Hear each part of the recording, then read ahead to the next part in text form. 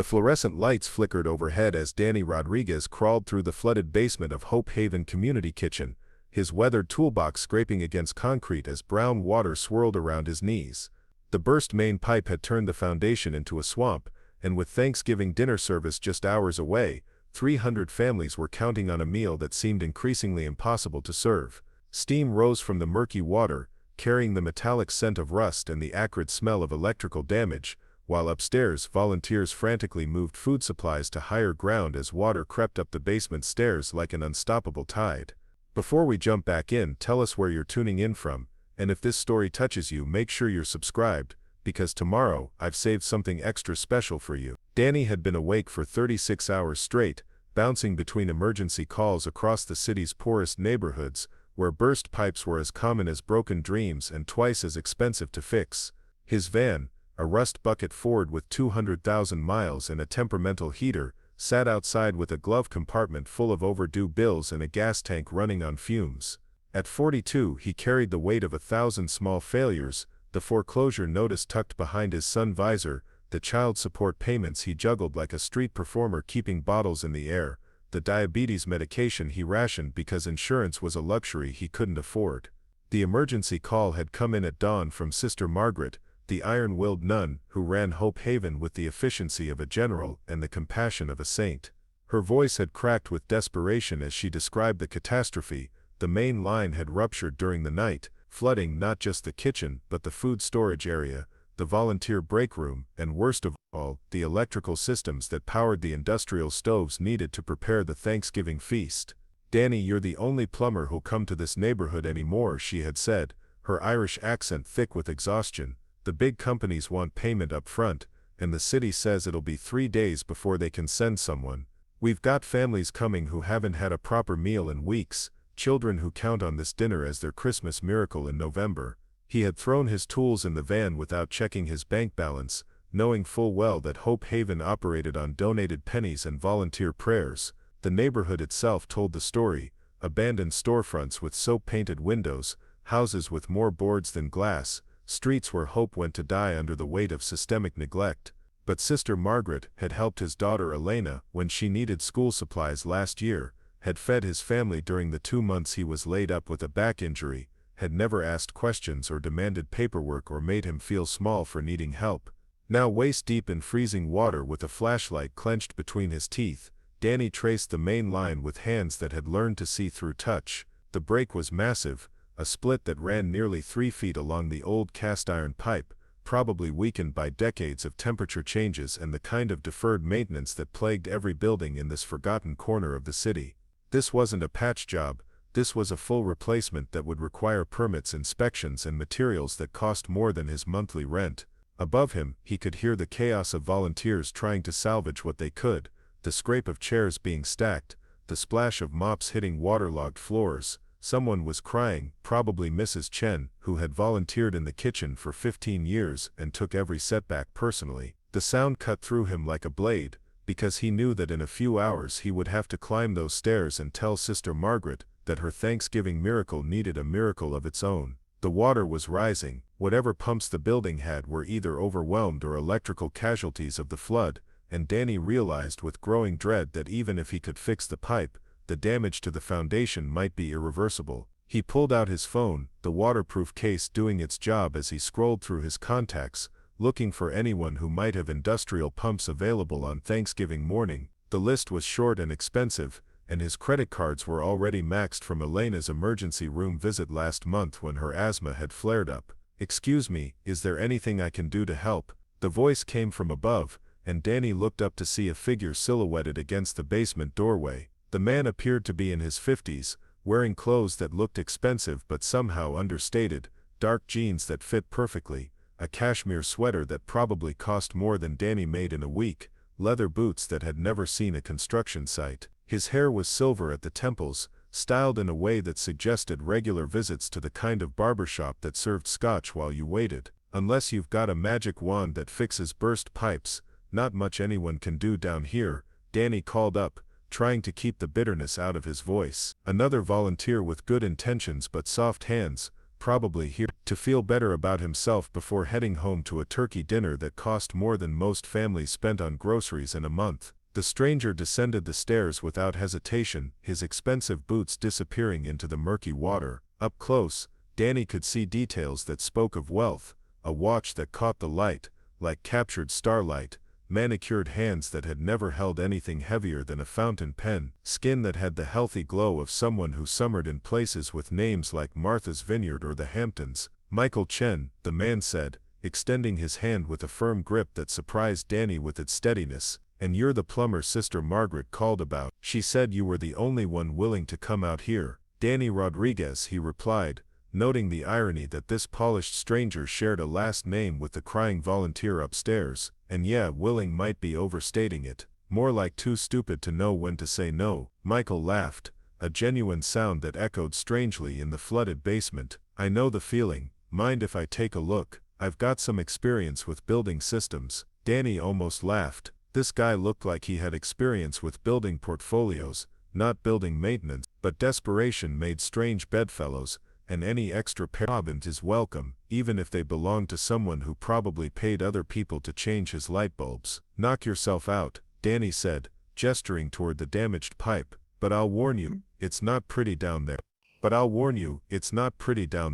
We're looking at a complete replacement of about 12 feet of main line, plus whatever secondary damage the flood has caused to the electrical and structural systems. Michael knelt in the water without concern for his expensive clothes, running his hands along the pipe with a familiarity that surprised Danny. His movements were methodical, professional even, as he traced the damage and examined the connections. When he stood up, his face was grim. You're right about the replacement.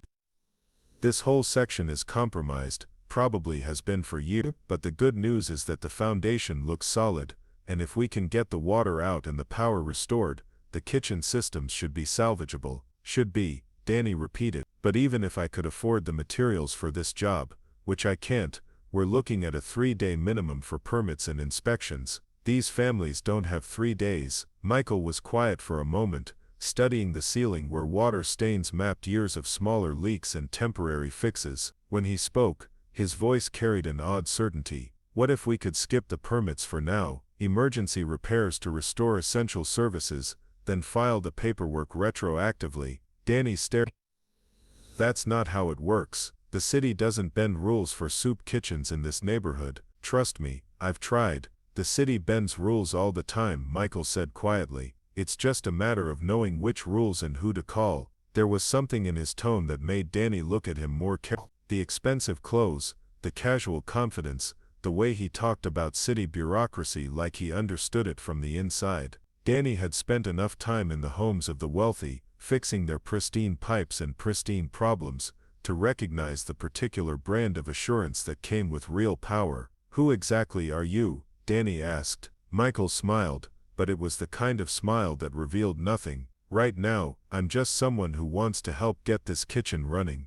The question is, if we could solve the permit problem, do you think you could get the materials and do the work? Danny thought about his empty bank account, his maxed credit cards, his van that needed 3 different repairs just to pass inspection. Then he thought about Elena, who would spend Thanksgiving eating cereal because he couldn't afford a turkey, and about the 300 families upstairs who were counting on a meal that seemed to slip further away with every passing minute. I could do the work, he said finally. But the materials alone would cost $4,000 minimum, and that's if I can find a supplier open on Thanksgiving who'll extend credit to a guy who's already behind on his accounts. Michael nodded, as if this was exactly the end. Leave the materials to me. I know people. You know people who have 12 feet of 6-inch cast iron pipe just lying around on Thanksgiving morning. I know people who know people. The question is, are you willing to trust me? Danny looked at this strange well-dressed man standing waist-deep in flood water, talking about city permits and material suppliers like he was discussing the weather. Every instinct told him this was too good to be true, that wealthy strangers didn't just appear in flooded basements offering to solve everyone's problems, but desperation had a way of making impossible things seem reasonable. If you can make this happen, Danny said slowly, I'll work around the clock to get this place running, but I need to know why. Why would you care about a soup kitchen in a neighborhood that most people pretend doesn't exist? Michael was quiet for a long moment, his eyes fixed on something Danny couldn't see. When he spoke, his voice carried a weight that hadn't been there before. Let's just say I understand what it's like to be hungry, and I believe that everyone deserves a second chance. Within an hour, the basement had been transformed into a construction zone that defied every rule Danny knew about how things worked in the real world. The materials had arrived first, not just the pipe he needed, but industrial pumps, electrical components, even replacement fixtures for the damaged lighting. The truck that delivered it all bore the logo of Preston and Associates, one of the city's most expensive contractors, and the driver had handed over the delivery receipt, without asking for payment or signatures. Then came the permits, hand-delivered by a city inspector who apologized for the holiday call-out and assured Danny that all the paperwork was in order for emergency repair. The inspector seemed nervous, deferential in a way that Danny had never seen from city officials, and he approved the work plan without the usual nitpicking and delays that plagued every job in this neighborhood. Michael worked beside Danny with a competence that belied his manicured appearance, manning the pumps while Danny cut away the damaged pipe sections. His expensive clothes were ruined within the first hour, stained with rust and sewage, but he never complained or showed any sign of regret. When Danny needed an extra pair of hands to maneuver the heavy pipe sections, Michael was there. When the work required someone to crawl through spaces barely wide enough for a person, Michael volunteered.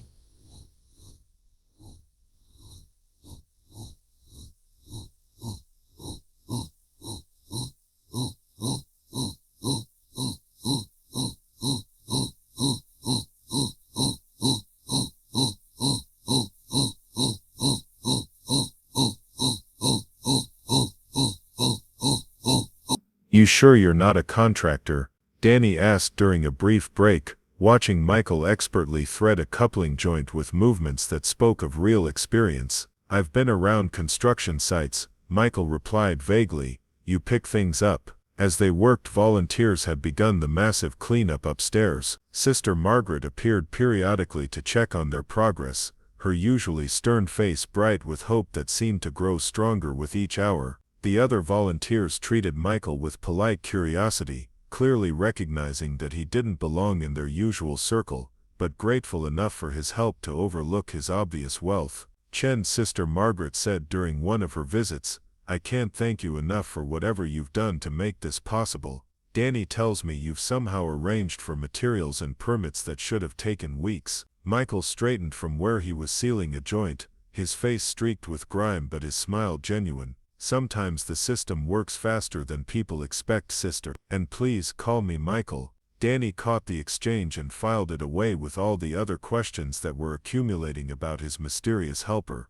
The expensive clothes, the instant permits, the materials that appeared without payment, the way Michael seemed to understand both construction work and bureaucratic process with equal ease. It was like working with someone who existed in multiple worlds simultaneously. By mid-afternoon, they had replaced the damaged section and restored water pressure to the building. The electrical systems had been cleaned and tested, and the industrial pumps had cleared the basement of standing water. What should have been a 3-day job requiring permits, inspections, and thousands of dollars in materials had been completed in 6 hours by 2 men working in impossible conditions. Danny stood in the now dry basement, looking at work that he knew was some of the best of his career.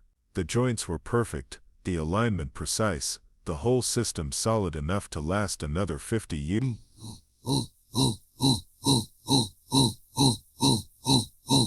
Beside him, Michael rolled his shoulders and winced, clearly feeling the strain of the day's labor. Preparing and narrating this story took us a lot of time, so if you are enjoying it, subscribe to our channel. It means a lot to us. Now, back to the story. "Not bad for a day's work," Michael said, surveying their accomplishment. "Not bad," Danny laughed, exhaustion and relief making him giddy. "This is a miracle. I still don't understand how you made any of this happen." "Does it matter?" Michael asked. "The important thing is that it's done." Upstairs, the kitchen had roared back to life. The industrial stoves were heating, the prep tables were covered with vegetables and side dishes, and the scent of roasting turkey had begun to fill the air. Volunteers moved with renewed energy, their earlier despair replaced by the focused intensity of people determined to pull off something extraordinary. Sister Margaret found them as they emerged from the basement, tools in hand and covered head to toe in the evidence of their labor. Her eyes were bright with tears she was too proud to shed. "The first families are already arriving," she said. "We're going to make this happen. We're actually going to serve Thanksgiving dinner." Danny felt something break loose in his chest, a knot of tension he hadn't realized he'd been carrying. For the first time in months, he had been part of something that worked, something that mattered, something that made the world a little bit better instead of just barely holding it together. "I need to clean up," Michael said, looking down at his ruined clothes. "Is there somewhere I can wash?" Sister Margaret directed him to the volunteer washroom, and Danny found himself alone for the first time since the emergency had begun. He sat on the front steps of Hope Haven, watching families begin to gather on the sidewalk. Children pressed their faces against the windows, their breath fogging the glass as they peered at the preparations inside. Parents stood in small groups, talking quietly, their faces carrying the particular exhaustion of people who had been struggling for so long that hope had become a luxury they couldn't afford. These were his people, Danny realized, not because of shared poverty, though that was certainly part of it, but because of shared understanding of what it meant to fight for dignity in a world that seemed designed to strip it away. He recognized the way they held themselves, proud but wary, grateful but careful not to show too much need. They were the invisible army of the working poor, the people who cleaned office buildings at night and served coffee at dawn, who kept the city running while remaining largely unseen by the people who benefited from their labor. Michael emerged from the building wearing clothes that Sister Margaret had somehow found for him, a simple sweater and jeans that looked like donations, but fit him well enough. The transformation was startling. Without his expensive clothes and with his hair slightly mussed, he looked less like a wealthy stranger, and more like someone who might actually belong in this neighborhood. "Better?" he asked, settling beside Danny on the steps. "Different," Danny said. "You clean up nice for a construction worker." Michael laughed. "You did most of the work. I just helped where I could." They sat in comfortable silence for a moment, watching the growing crowd of families waiting for dinner. A small girl broke away from her parents and ran to the window, pressing her palms against the glass and leaving tiny handprints that caught the late afternoon light. "Can I ask you something?" Danny said. "Sure. That watch you're wearing, I noticed it earlier, before we started working. It's a Patek Philippe, isn't it?" Michael glanced down at his wrist, where the expensive timepiece caught the light like a small sun. "You know watches. I know that one costs more than most people make in a year. Hell, more than I make in 2 years, so I'm wondering what someone who wears a watch like that is doing in a flooded basement, helping a broke plumber fix pipes for free." Michael was quiet for a long moment, his fingers absently adjusting the watch band. When he spoke, his voice carried a weight that Danny hadn't heard before. 15 years ago, I was living in my car, not because I was between apartments, or waiting for a lease to start, but because I had nothing, no job, no family, no prospects. I was 28 years old, and convinced that I was going to die alone and forgotten. Danny turned to look at him, seeing the expensive clothes and confident bearing in a new light. "I had been making decent money in construction, specialty work on high-end buildings, but I made some bad choices, got involved with the wrong people, lost everything to a gambling addiction that consumed my life like a fire. By the time I realized how far I'd fallen, I was living on the streets, too proud to ask for help, and too scared to admit how desperate I'd become." A group of teenagers walked past, their laughter carrying on the cold air. Michael watched them with an expression that was both nostalgic and sad. "There was a place like this, about 3 blocks from where I used to park my car at night, St. Anthony's Kitchen. They served meals every evening, no questions asked, no judgment. The volunteers there probably saved my life, not just by feeding me, but by treating me like I was still human when I had forgotten that myself." "What happened?" Danny asked quietly. "I got clean, got help, started working construction again, small jobs at first, then bigger ones. I had a head for the business side of things, understood how buildings worked, how permits and inspections and city contracts all fit together.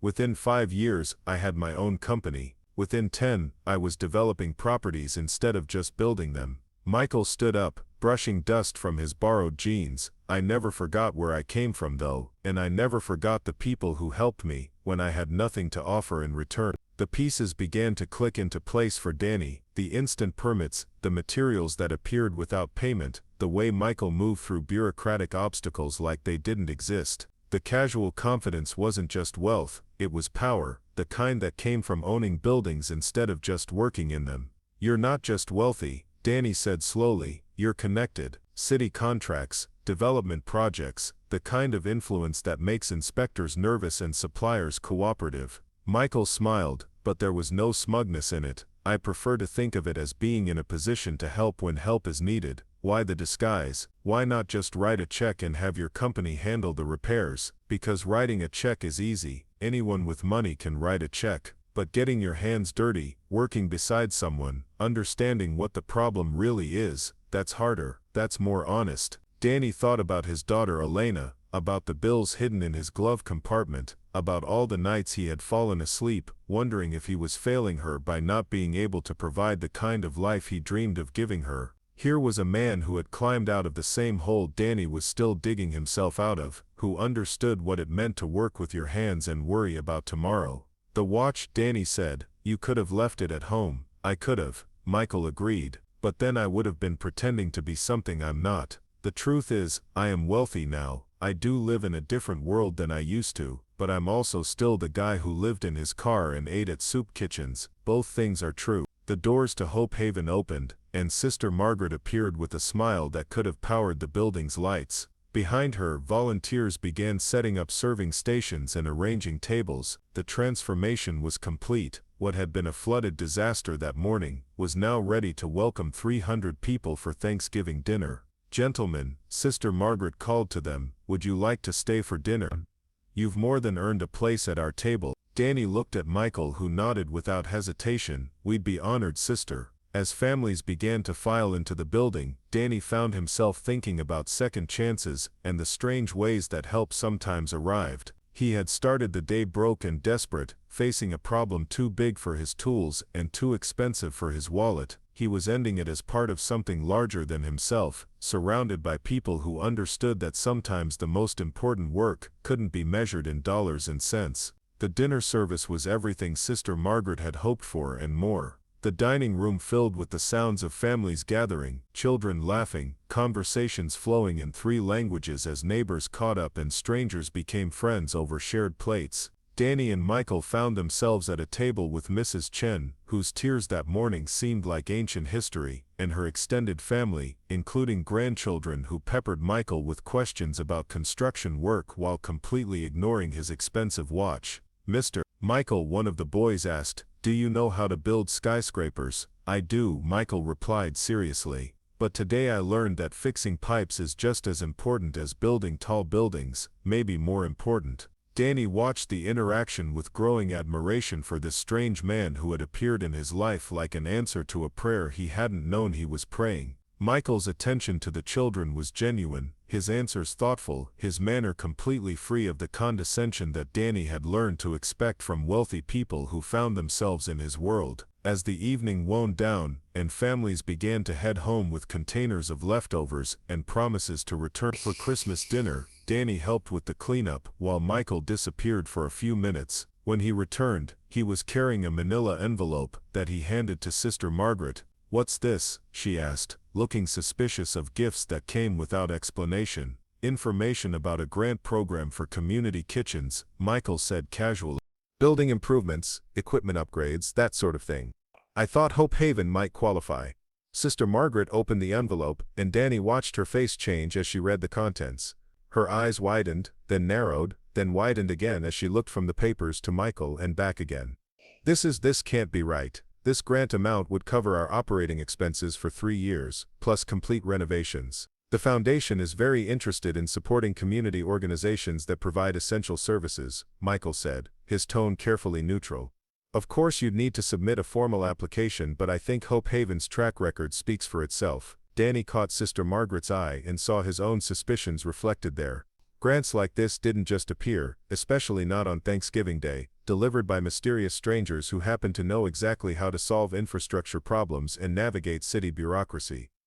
Mr. Chen, Sister Margaret said, carefully, exactly what foundation are you affiliated with?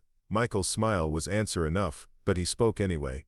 The Preston Foundation. We focus on housing, community development, and food security initiatives in underserved neighborhoods. Danny felt the world shift slightly around him.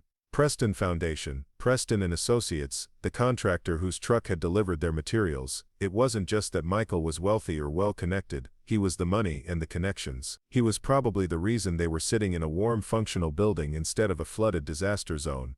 "You're him," Danny said quietly. "You're not Michael Chen, the helpful volunteer. You're Michael Chen, the real estate developer.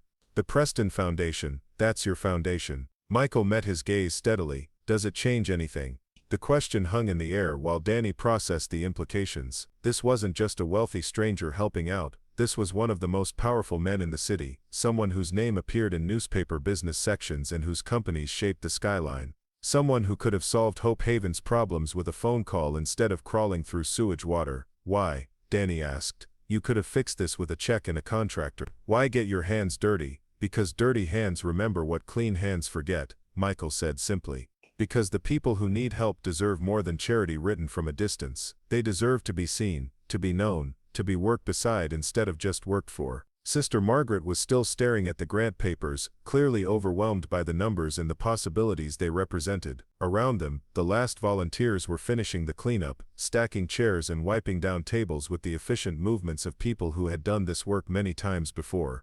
"There's something else," Michael said, reaching into his pocket and pulling out a business card that he handed to Danny. "My development company is starting a new project downtown. Mixed-use residential, ground-floor commercial, the kind of building that requires someone who understands both the technical side and the human side of construction. Someone who knows how to work with their hands and cares about the work they're doing."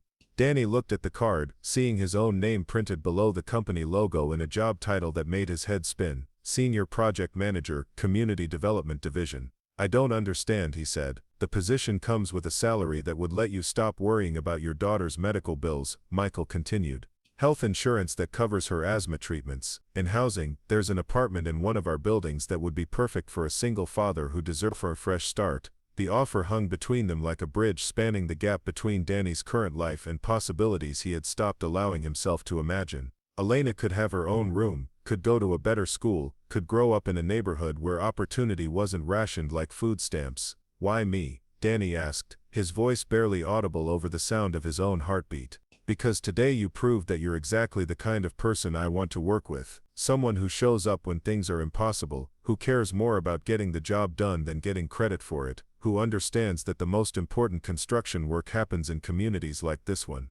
Danny thought about the morning, about crawling through floodwater toward a problem that seemed insurmountable, about working beside a stranger who turned out to be someone who could change his daughter's entire future. He thought about Elena, about the conversations they would have when he got home, about the way her face would look when he told her they were going to be okay. "There's one condition," Danny said finally. Michael raised an eyebrow. "What's that?" "Hope Haven gets priority service for any plumbing issues, no matter what else is happening with your other properties. And Sister Margaret has my personal cell phone number for emergencies." Michael's smile was radiant. "I think that can be arranged." As they walked out of Hope Haven together, the building warm and bright behind them, Danny felt like he was stepping into a different version of his own life. The same cold November air, the same cracked sidewalks, the same neighborhood that struggled against forces larger than any individual could fight, but somehow everything looked different now, charged with possibility instead of weighed down by limitation.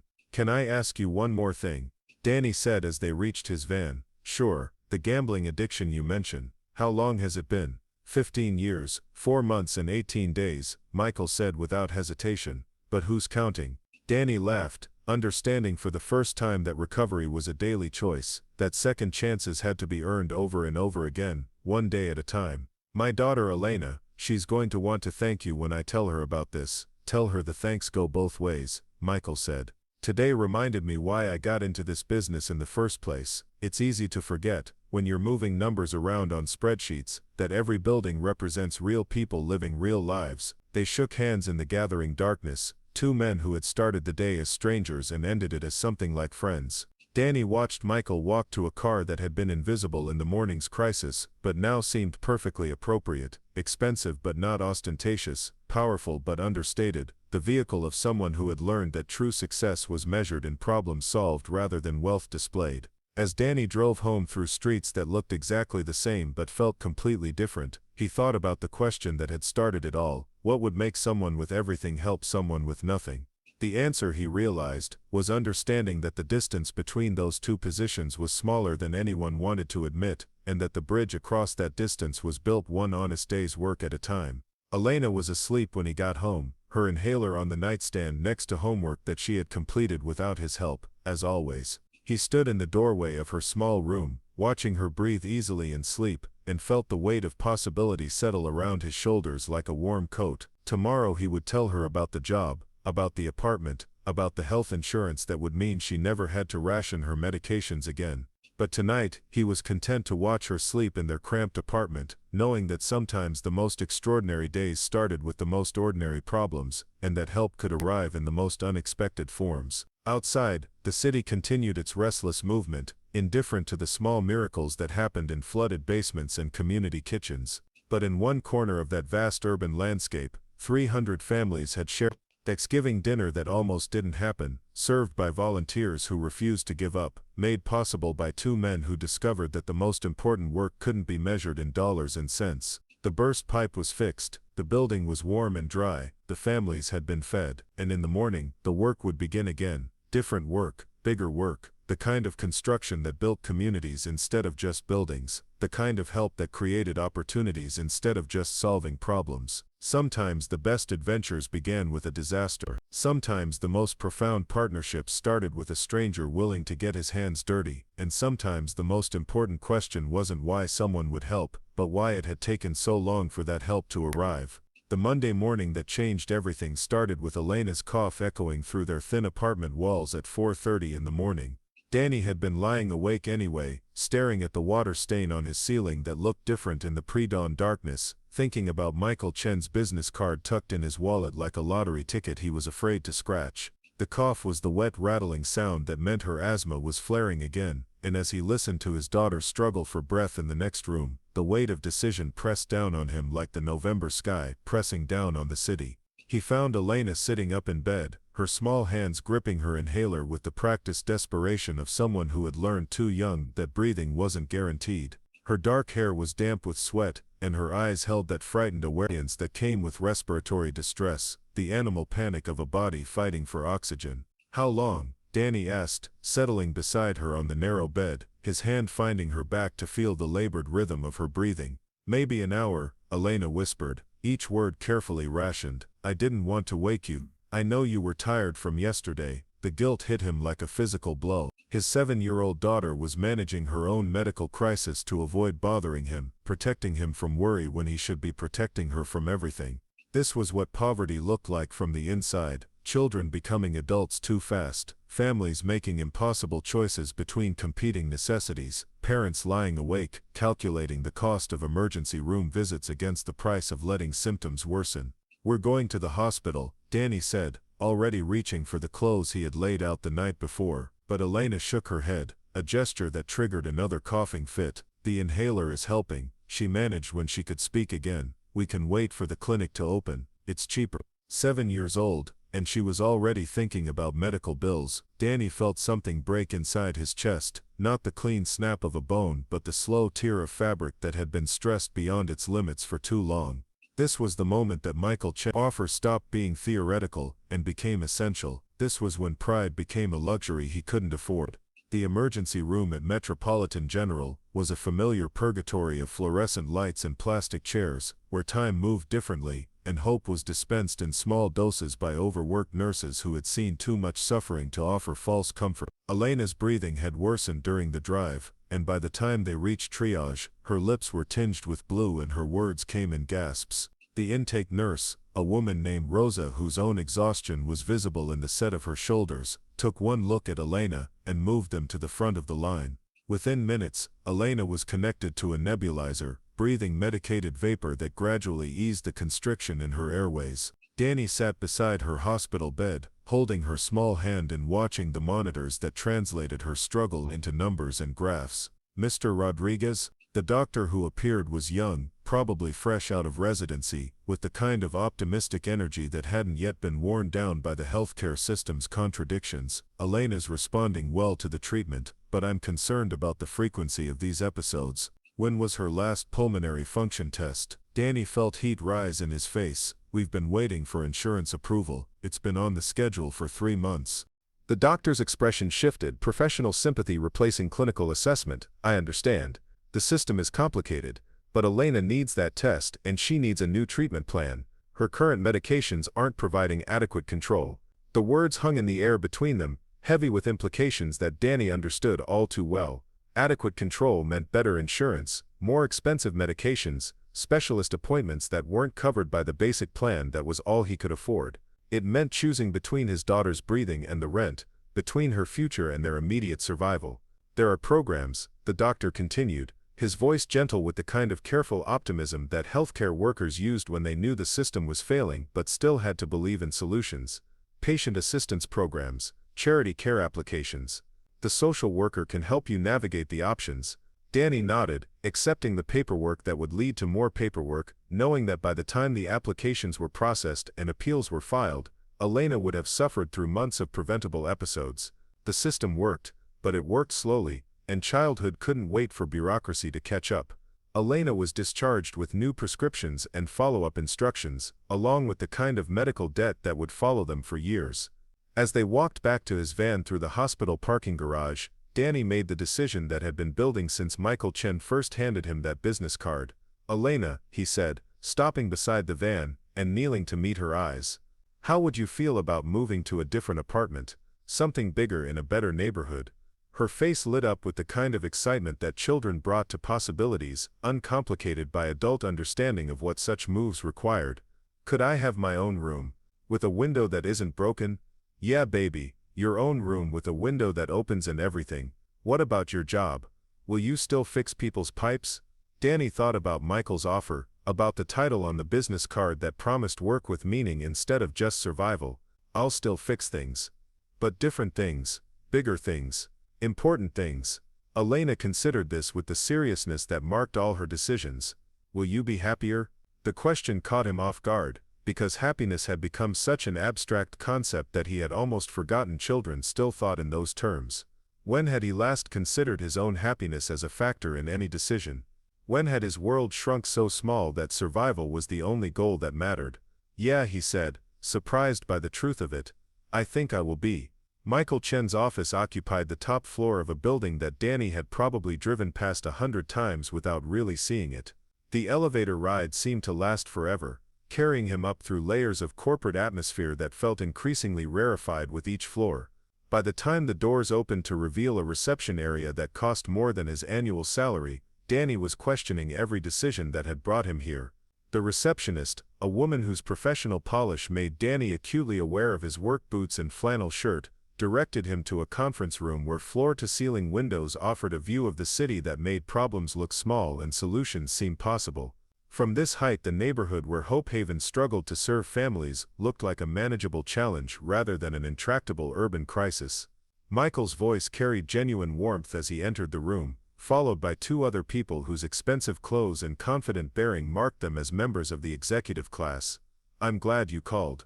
I'd like you to meet Sarah Patterson, our Director of Community Development, and James Morrison, our Head of Construction Operations. The introductions felt surreal, like a scene from someone else's life.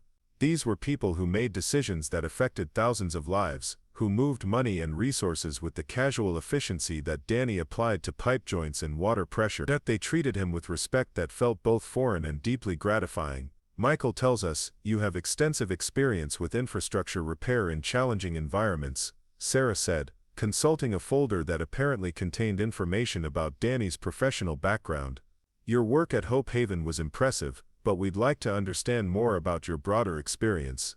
For the next hour, Danny found himself talking about his work in ways he had never articulated before, not just the technical aspects of plumbing and repair, but the human elements, how infrastructure failures affected families, how emergency repairs required understanding community needs, how working in underserved neighborhoods taught lessons about resilience and resourcefulness that couldn't be learned in comfortable environments. James Morrison leaned forward, his interest clearly engaged. Most of our project managers come from engineering backgrounds or business schools. They understand systems and budgets, but they don't always understand the communities we're trying to serve. What would you bring to that role that they might not? Danny thought about Elena's breathing treatments, about Mrs. Chen crying in a flooded kitchen, about all the families he had met in emergency situations who needed solutions that worked immediately rather than eventually. I understand what it feels like when the system fails, he said finally. I know what it's like to need help that might not come, to have problems that are urgent even if they're not profitable to solve. When you're designing buildings or planning developments, those aren't abstract considerations for me. They're real people with real needs. The conversation continued, ranging over topics that Danny had never expected to discuss in a professional context: community engagement strategies, sustainable building practices, the intersection of housing policy and social services. Gradually, he realized that these people weren't just offering him a job, they were offering him a chance to be part of solutions to problems he had been living with his entire adult life. There's something else we need to discuss, Michael said as the formal interview wound down. This position would require you to work closely with community organizations, neighborhood groups, residents who might be skeptical of development projects. You'd be our primary liaison with people who have good reason to distrust developers and gentrification.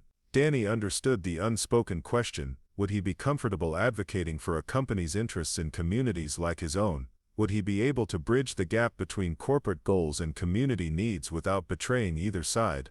People in my neighborhood don't trust developers because most developers don't care about people in my neighborhood, Danny said.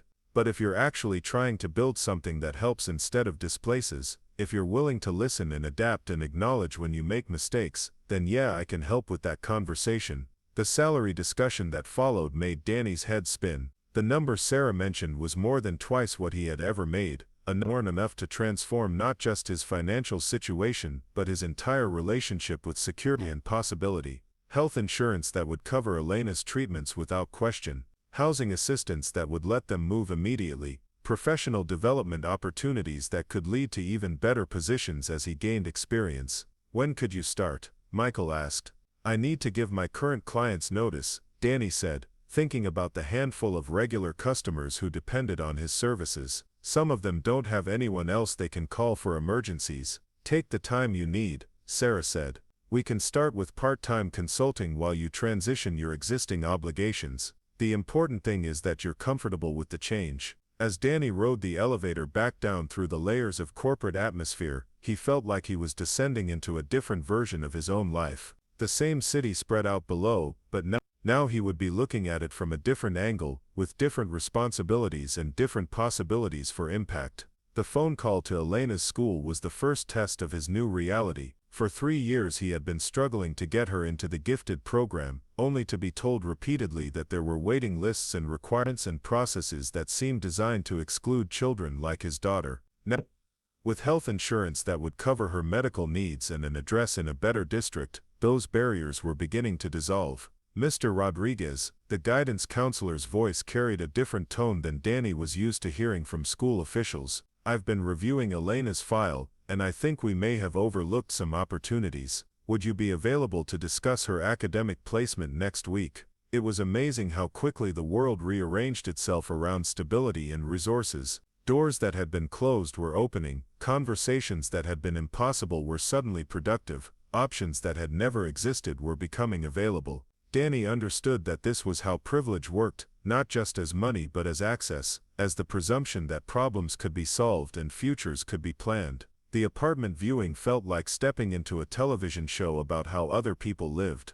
2 bedrooms, hardwood floors, windows that actually opened to let in air and light, a kitchen with appliances that worked, a bathroom with water pressure that didn't fluctuate, closets large enough to hold more clothes than they currently owned. The building has a community room with homework help after school, the property manager explained, leading them through rooms that seemed impossibly spacious compared to their current cramped quarters. And the elementary school is just 3 blocks away, with crossing guards and a breakfast program. Elena ran from room to room, her excitement palpable as she discovered spaces that would be entirely hers. Daddy, look, my room has 2 windows, and there's space for a desk. Danny watched his daughter claim territory in this new life, and felt the weight of years of small compromises and deferred dreams finally beginning to lift. This was what hope looked like when it had resources behind it, when dreams were backed by practical possibility rather than wishful thinking.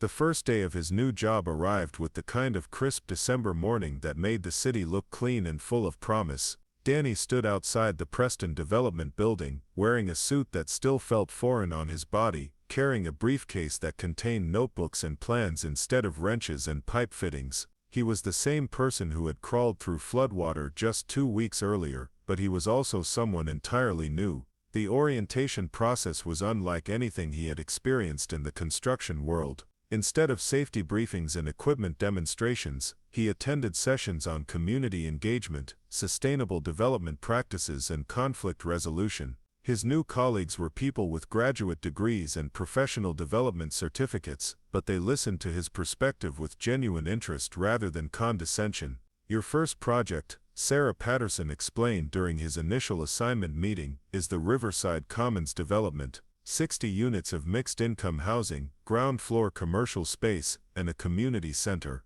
The site is in the Riverside neighborhood, about 2 miles from Hope Haven." Danny knew the area well, another pocket of the city where hope was rationed and opportunity was scarce. The kind of place where development usually meant displacement, where new buildings meant higher rents and long-time residents pushed further toward the margins. "What's the community response been like?" he asked. Sarah's expression grew complicated, mixed. "There's excitement about new housing and commercial opportunities, but also concern about gentrification and displacement. Some residents are worried that development will price them out of their own neighborhood." "Because it usually does," Danny said, stating the obvious truth that everyone in the room understood but rarely discussed so directly. "Which is why we need someone who understands both sides of that equation," Michael said from across the conference table. "Someone who can help us design something that serves the community instead of replacing it." Danny's first community meeting was held in the basement of St. Mark's Lutheran Church, the same kind of institutional space where he had spent countless hours dealing with emergency repairs and volunteer coordination. The audience was familiar too: working families, elderly residents, young parents trying to balance hope and skepticism, people who looked like his neighbors, who faced the same challenges he had been facing just weeks earlier. "I know what you're thinking," Danny said when it was his turn to speak. "Another developer, another set of promises, another project that sounds good in meetings but doesn't deliver for the people who actually live here." Murmurs of agreement rippled through the room. These people had heard presentations before, had been promised community benefits that never materialized, had watched neighborhoods change in ways that excluded longtime residents. "I'm not going to stand here and tell you this project is perfect, or that development never causes problems," Danny continued, "but I will tell you that I live 2 neighborhoods over, that my daughter goes to public school, that I was fixing burst pipes in community kitchens 2 weeks ago because I understand what happens when infrastructure fails and nobody cares enough to fix it properly." He talked about his own experience with housing insecurity, about medical bills and educational barriers, about the daily challenge of trying to build a stable life on an unstable foundation. He talked about Elena's asthma treatments and the difference that adequate healthcare had made in just 2 weeks of better insurance coverage. "I took this job because I believe development can be different," he said. "Not perfect, not without challenges, but different. I'm here to make sure this project serves people who live here now, not just people who might move here later." The questions that followed were tough and specific. What percentage of units would be reserved for current residents? How would commercial spaces be allocated to support existing businesses? What guarantees existed that property taxes wouldn't rise so quickly that homeowners would be forced to sell? Danny answered what he could and took notes on everything else. This was different work than he was used to, requiring different skills and different kinds of problem solving. But the underlying principles were the same: understand the problem, find practical solutions, do the work necessary to make things better rather than just different. After the meeting, an elderly woman named Mrs. Washington approached him with the kind of careful dignity that marked survivors of decades of broken promises. "You talk different than the other developers who've come through here," she said, "but talk is easy. What makes you think this time will be different?" "Because this time someone who understands your problems is in the room when decisions get made," Danny replied.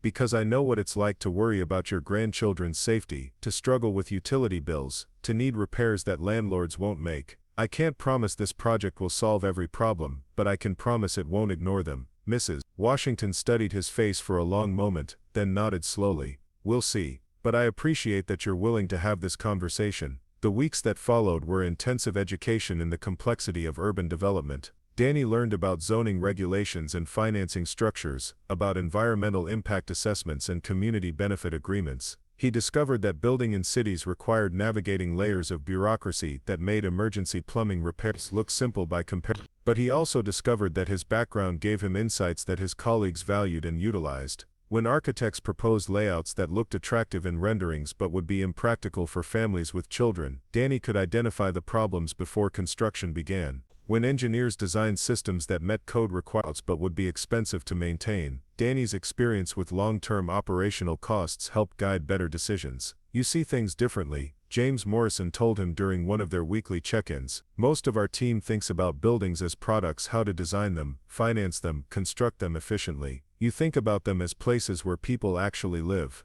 The difference was evident in every aspect of the Riverside Commons project. Instead of maximizing square footage, they optimized for livability. Instead of choosing the cheapest materials, they selected options that would require less maintenance and provide better energy efficiency for residents. Instead of treating community engagement as a regulatory requirement, they made it an ongoing partnership that influenced decisions throughout the development process. Elena's transformation paralleled Danny's professional growth. With stable housing and adequate healthcare, she flourished in ways that revealed how much her potential had been constrained by their previous circumstances. Her teachers reported dramatic improvements in focus and academic performance. Her new asthma management plan had eliminated emergency room visits. She had joined the school science club and started talking about becoming a marine biologist who specialized in urban water systems. "I want to study how cities affect rivers and lakes," she explained over dinner in their new apartment, her homework spread across a table that was actually large enough for studying. "I want to figure out how to build things that don't hurt the water." Danny recognized his daughter's ambition as a luxury he was finally able to provide, the freedom to think beyond immediate survival, to imagine futures that extended beyond the next crisis. This was what economic security looked like from the inside, not wealth, but space for growth, room for possibility, the mental bandwidth to dream about tomorrow instead of just surviving today. The Christmas party at Preston Development was Danny's first experience with corporate social events, and he approached it with the same combination of curiosity and caution he brought to any new challenge. The venue was elegant in the understated way that marked truly expensive taste, and his colleagues appeared with spouses and partners who moved through the space with the casual confidence of people accustomed to such gatherings. Michael found him early in the evening, nursing a drink and observing the social dynamics with the anthropological interest of someone learning a new culture. "How are you settling in?" Michael asked, gesturing toward a quieter corner where they could talk without competing with party conversation. "It's different," Danny said honestly. "Good different, but different. Some days I feel like I'm learning a new language." "That feeling fades," Michael assured him. "Or rather, you get more fluent. The important thing is that you don't lose your accent." Danny laughed at the metaphor. "Elena asked me yesterday if I was becoming a different person. I told her I was becoming more myself." "How so?" "When you're struggling just to survive, you don't have energy left over for thinking about what kind of person you want to be. Now that the basic problems are solved, I can focus on bigger questions, like what kind of work actually matters, what kind of impact I want to have." Michael nodded with the understanding of someone who had traveled a similar path. Recovery from poverty isn't just about money. It's about reclaiming the luxury of choice, the ability to make decisions based on values instead of just necessity. As if summoned by their conversation, Sarah Patterson appeared with news that would test Danny's growing understanding of corporate values versus community needs. "We need to talk about the Riverside project," she said, her expression serious. "The financing has hit some complications. The bank is requesting modifications to the community benefit package." Danny felt a familiar tightness in his chest, the anxiety response that came with threats to hard-won stability. "What kind of modifications?" "Fewer affordable units, higher income requirements for eligibility, reduced commercial space set aside for existing neighborhood businesses." The changes would gut everything that made the project meaningful to the community Danny had been working with for months. The people who had begun to trust his promises, who had invested time and hope in planning sessions and design workshops, would discover that their participation had been largely ceremonial. "What's our response?" Danny asked, though he dreaded the answer. "We're exploring options," Sarah said diplomatically. "Looking for alternative financing structures, trying to find ways to preserve the community benefits while meeting the bank's requirements." Michael was quiet during this exchange, his expression unreadable. Danny realized this was a test of everything he had learned about corporate decision-making, about the relationship between idealistic intentions and financial realities. "How long do we have?" Danny asked. "The bank wants an answer by the end of the week," Sarah replied. If we don't accept their modifications, they'll withdraw financing and we'll have to start over with a different lender, which could delay the project by 6 months or more. After Sarah left, Michael and Danny stood in contemplative silence while the party continued around them. Danny understood that he was facing the first major challenge of his new professional life, a situation that would define his role and his relationship with the community he had promised to serve. "What would you do?" Michael asked finally. "If it were my decision, I'd find another lender, even if it meant delays, because broken promises are worse than delayed promises. These people have been lied to before, and if we compromise now, they'll never trust us again." Michael smiled, but it was the kind of smile that carried weight and consequence. "That's exactly what I hoped you'd say, and it's exactly what we're going to do." The next morning brought a flurry of activity as Preston Development's financial team began reaching out to alternative lenders, exploring creative financing options, and investigating the possibility of partnering with other developers to share costs and risks. Danny found himself at the center of these discussions, not just as the community liaison, but as someone whose insights helped shape the financial strategy. "The community benefits aren't just nice gestures," he explained during one meeting with potential investors. "They're integral to the project's long-term success. Developments that serve existing residents have better occupancy rates, lower maintenance costs, and stronger community support for future projects." It was a different way of thinking about return on investment, one that calculated community stability and resident satisfaction alongside traditional financial metrics. Some investors were intrigued by this approach, while others remained focused purely on short-term profit margins. The breakthrough came from an unexpected source, a pension fund that specialized in socially responsible investing, backed by a coalition of labor unions who understood the importance of development that served working families. Their financing terms were more complex than traditional bank loans, but they preserved all the community benefits that made the project meaningful. "It's going to require more reporting, more accountability, more ongoing community engagement," Michael explained during the team meeting where they finalized the new financing arrangement. "But it also means we can build exactly the kind of project we promised." Danny felt relief flood through him, followed immediately by a deeper understanding of what his role really meant. He wasn't just a liaison between the company and the community, he was an advocate for a different way of thinking about development, one that measured success in terms of lives improved rather than just profits maximized. The community meeting where they announced the financing breakthrough was unlike any Danny had experienced in his months of development work. Instead of the cautious skepticism that had marked earlier gatherings, there was genuine excitement, real hope, a sense that promises made were actually promises that would be kept. Mrs. Washington approached him afterward with a smile that transformed her entire face. "I've lived in this neighborhood for 47 years, she said. "I've seen a lot of projects come and go, a lot of promises made and broken, but I think you might actually be different." "We're going to try to be," Danny replied. "And if we're not, if we make mistakes or fall short, I hope you'll tell me directly so we can fix things." "Oh, I will," Mrs. Washington assured him with a laugh. "You can count on that." As Danny drove home through streets that were becoming familiar in a new way, not just as emergency repair routes but as neighborhoods where he was helping to build solutions, he thought about the distance he had traveled in just a few months, not just professionally or financially but in terms of his understanding of what was possible when individual capability was supported by institutional resources.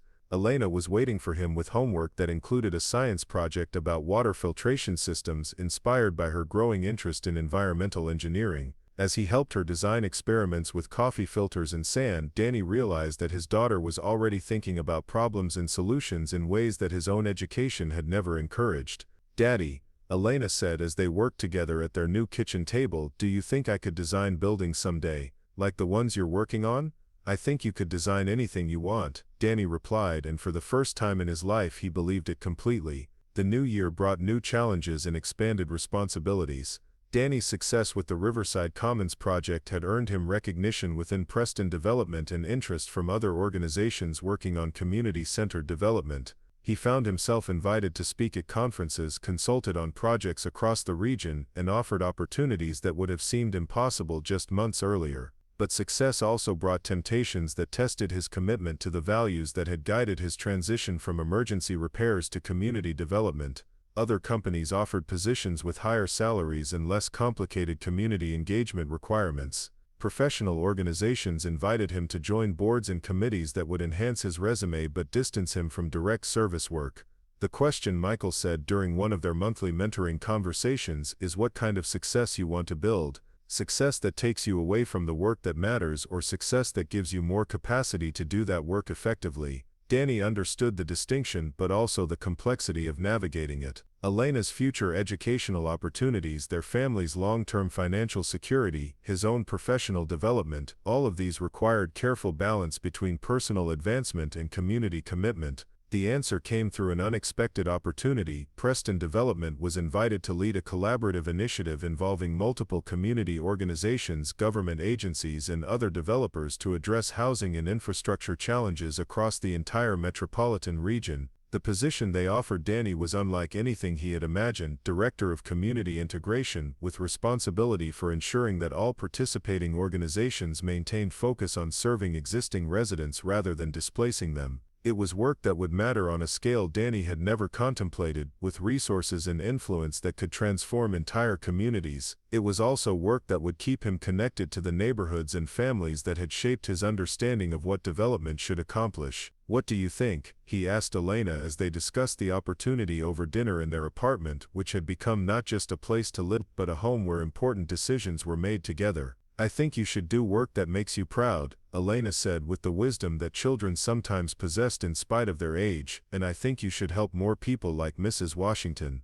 Danny looked at his daughter, who was growing up with possibilities he had never imagined, in a world where her dreams were supported rather than constrained by their circumstances. This was what breaking cycles looked like: not just individual advancement, but the creation of conditions that allowed the next generation to start from a different foundation. "Yeah," he said, reaching across the table to squeeze her hand, "I think you're right." The decision marked not just another career transition but a deepening commitment to work that connected his personal experience of struggle and recovery with systematic efforts to create opportunities for others. It was work that honored where he had come from while building toward futures that seemed increasingly possible. As Danny prepared for this new chapter, he reflected on the chain of events that had begun with a burst pipe in a community kitchen and led to opportunities he could never have imagined. Luck had played a role, certainly, but so had readiness, competence, and the willingness to trust in possibilities that seemed too good to be true. Most importantly, he had learned that help could arrive in unexpected forms, that second chances were often disguised as first opportunities, and that the most meaningful work combined professional skills with personal understanding of why that work mattered. The city spread out below his office window, vast and complex and full of problems that seemed insurmountable until you began working on them, one pipe, one building, one community at a time. Somewhere in that urban landscape, other families were struggling with challenges that felt permanent but might not be. Other communities were waiting for development that served rather than displaced them. Other individuals were ready for opportunities they didn't yet know existed. Danny's job was to help create those opportunities, to build bridges between resources and needs, to ensure that progress included rather than excluded the people who needed it most. It was work that would challenge him in new ways, require skills he was still developing, and test his commitment to values that had emerged from his own experience of vulnerability and recovery. But it was also work that felt like the logical extension of everything he had learned from his early years in construction, through his struggles as a single father to his transformation into someone who could influence how cities grew and changed. Each phase had prepared him for the next. Each challenge had developed capabilities he would need for larger challenges. The burst pipe that had brought him together with Michael Chen had been fixed long ago.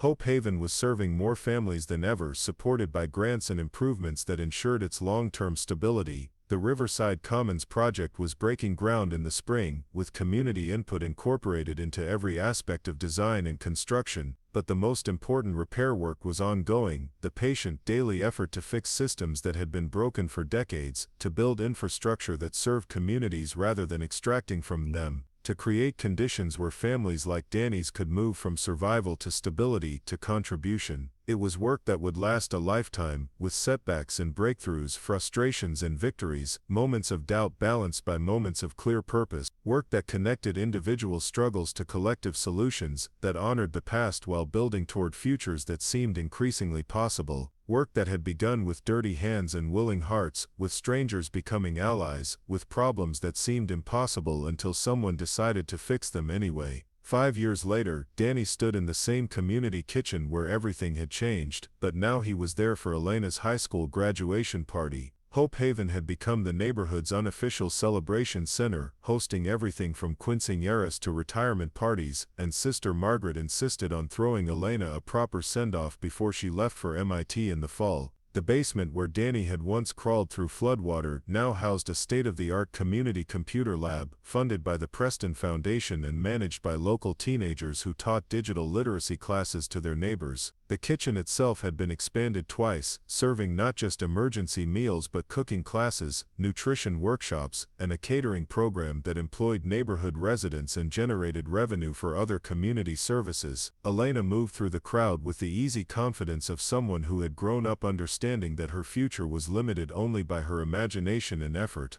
She wore her graduation cap tilted at an angle that suggested she might be slightly too cool for ceremony, but her smile was radiant as neighbors and family friends offered congratulations and advice for college. "Remember us little people when you're designing underwater cities," called out Mrs. Washington, now 82, and still the neighborhood's unofficial mayor, her voice carrying the pride of someone who had watched a child grow into possibilities that once seemed impossible. Michael Chen appeared beside Danny, his own hair now more silver than black, wearing the kind of comfortable clothes that spoke of a man who had learned to value substance over appearance. He had become not just Danny's mentor but something closer to family, the kind of chosen relative who showed up for graduations and birthdays and ordinary Tuesday dinners. "How does it feel?" Michael asked, watching Elena explain her summer internship plans to a group of younger children who listened with the wide-eyed attention reserved for heroes. "Terrifying," Danny admitted. "She's going to study environmental engineering at one of the best schools in the country, and part of me still can't believe any of this is real." "What's terrifying about it?" Danny considered the question, watching his daughter, who had transformed from a sick child rationing her inhaler to a young woman planning to solve urban water management challenges on a global scale. "I'm terrified I'll wake up and discover this was all some elaborate dream, that we'll be back in that cramped apartment choosing between her medications and the rent, watching her potential get smaller every year instead of bigger." Michael nodded with the understanding of someone who had traveled a similar path from desperation to stability to influence. "Recovery from trauma takes time. Your body and brain spent years in survival mode, and it takes a while to truly believe that safety is permanent." "How long did it take you?" "About 15 years to stop checking my bank balance every morning, 20 to stop keeping cash hidden in my apartment just in case. I still have moments when I touch my watch to make sure it's real." They watched Elena demonstrate something on her phone to one of the community center volunteers, her hands animated as she explained what appeared to be a water filtration app she had developed for her senior project. "She's going to change the world," Danny said, the words carrying both pride and amazement. "She already has," Michael replied. "Look around." Danny followed his gaze, seeing the community kitchen, not as it had been 5 years ago, but as it was now. The space buzzed with activity that went far beyond emergency food service. Teenagers worked on homework at tables where seniors played dominoes. Parents attended job training classes while their children participated in after-school programs. Community meetings happened in conference rooms that had been flood-damaged basements when Danny first arrived. The transformation hadn't happened overnight, or through any single intervention. It had emerged from thousands of small decisions, incremental improvements, and the patient work of people who understood that lasting change required both individual opportunity and community investment. The Riverside Commons project was just the beginning, Danny realized. Everything that followed, all the other developments, the policy changes, the way other cities started copying our community engagement model, it all traces back to that first project. It traces back to you being willing to trust a stranger in expensive clothes who showed up in a flood, Michael corrected, and to you understanding that your own experience of struggle qualified you to help solve other people's struggles. The party continued around them, a celebration that represented more than one student's academic achievement. It was validation of a different approach to urban development, proof that communities could grow and change without losing their essential character, evidence that individual success and collective progress could reinforce rather than compete with each other. Elena found them as the evening wound down, her graduation cap now properly straightened, and her expression serious in the way that indicated important conversation ahead. "I've been thinking about my college major," she said without preamble. "Environmental engineering is still the plan, but I want to focus specifically on urban water systems and community infrastructure."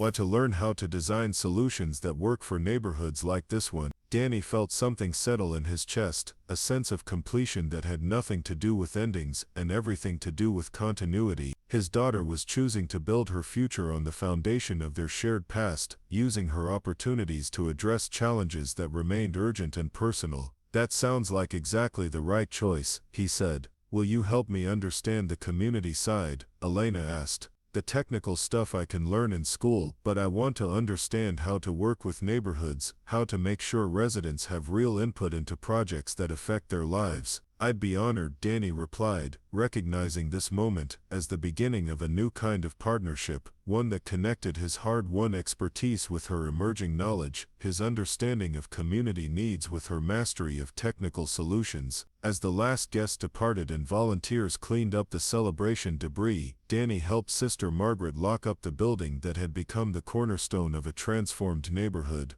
The Irish nun had aged gracefully into her 70s, her energy undiminished by the years of service that had touched thousands of lives. That little girl is going to do remarkable things, Sister Margaret said, her accent still thick despite decades in America. But then she comes from remarkable people. Danny thought about the journey that had brought them to this point, the chain of events that began with a burst pipe and a stranger willing to get his hands dirty. The desperate morning when Elena's breathing crisis had forced him to accept help he hadn't known how to ask for, the gradual transformation from survival mode to stability to purpose. We all need help sometimes, he said. The lucky ones get it when they need it most. The wise ones know how to use that help to help others, Sister Margaret replied. That's the real miracle, not just the rescue, but what people do with their second chances. As Danny drove home through streets that had become familiar in entirely new ways, he reflected on the unexpected directions that life could take when circumstances shifted and possibilities expanded. Elena would leave for college in a few months, beginning her own journey of discovery and contribution. The community development work would continue, expanding to new neighborhoods and new challenges, but the foundation had been laid, both personally and professionally. The understanding that individual struggles and collective solutions were connected, that economic development and community development were inseparable, that the most effective help came from people who understood firsthand what help was needed. The burst pipe had been fixed years ago, but the work it had started continued. In community meetings and construction sites, in policy discussions and family dinners, in the daily effort to build a world where children like Elena could grow up with possibilities that seemed unlimited, rather than constrained by circumstances beyond their control. Sometimes the most important repairs happened one relationship at a time, one opportunity at a time, one generation at a time. Sometimes the most profound changes began with someone willing to roll up their sleeves and get to work regardless of whether they seemed qualified for the job. And sometimes, when everything seemed impossible, all it took was two people willing to trust each other long enough to discover that together, they could fix anything. Up next, you've got two more standout stories right on your screen. If this one hit the mark, you won't want to pass these up. Just click and check them out.